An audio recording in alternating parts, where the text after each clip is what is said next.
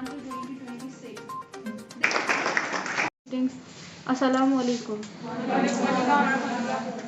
Dears, the World AIDS Day is held on 1st December every year since 1988.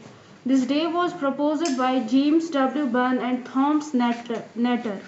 It is an international day to bring awareness about AIDS all around the world. This day sheds light on awareness of the AIDS pandemic caused by the spread of HIV infection. It's an opportunity for people worldwide to unite in the fight against HIV, to show support for people living with HIV. It is also the day to remember those who have died of the disease. Do you know what AIDS is? Acquired immune deficiency syndrome, known as AIDS, is a life-threatening. आज 1 दिसंबर है। 1 दिसंबर को हम हर साल world ads day मनाते हैं। इस दिन पे हम लोगों को अवेयर करते हैं कि एड्स बीमारी क्या है, ये कैसे फैलती है, तो इसके तदाबीर, इससे बचने के तदाबीर क्या हैं।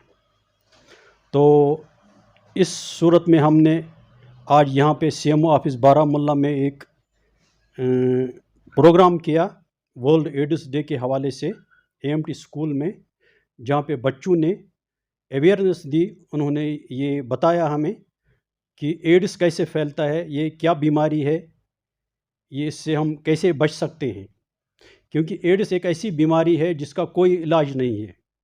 तो एड्स को हमें जानना ज़रूरी है अगर हमने एड्स से बचना है। तो इस सूरत में हम लोगों से यही इस्तदा करते हैं कि आप एड्स के बारे में जानकारी हासिल करें और इससे हम कैसे बचेंगे वो आप भी वो एहतियाती तदाबीर आप इख्तियार करें, ताकि हम इस एड्स लाइलाज बीमारी से महफूज रह सकें।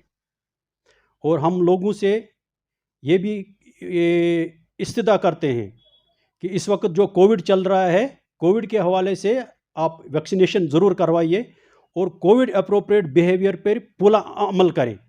इसमें एक मास्क पहनना है, सोशल डिस्टेंस का ख्याल रखना है और अपने हाथ बार बार धोने हैं, हाथ साफ़ करने हैं। और सबसे बड़ी चीज़ जो है जिससे हम बच सकते हैं वो वैक्सीनेशन का करना ज़रूरी है। इसलिए वैक्सीनेशन जिसमें दो डोजेज़ हम करते हैं, 18 साल से ऊपर ये लोगों के लिए इस वक्त हम कर रहे हैं। जितने भी 18 साल से ऊपर लोग हैं उनको मेरी इस्तदा है कि आप जल्द से जल्द आप ये वैक्सीनेशन करवाइए। अगर किसी ने पहला डोज़ किया है तो उसको दूसरा डोज़ ड्यू डेट पे लगाना चाहिए।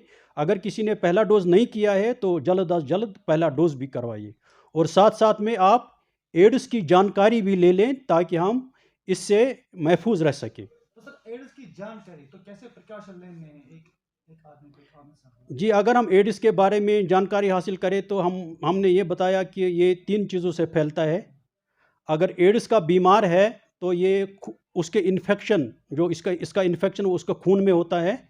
तो अगर उसका खून दूसरे किसी आदमी में मुंतकिल हो जाए, मिसाल के तौर पर कोई पेशेंट होता है हॉस्पिटल में, उसको खून की ज़रूरत पड़ती है तो हम उसको खून चढ़ाते हैं।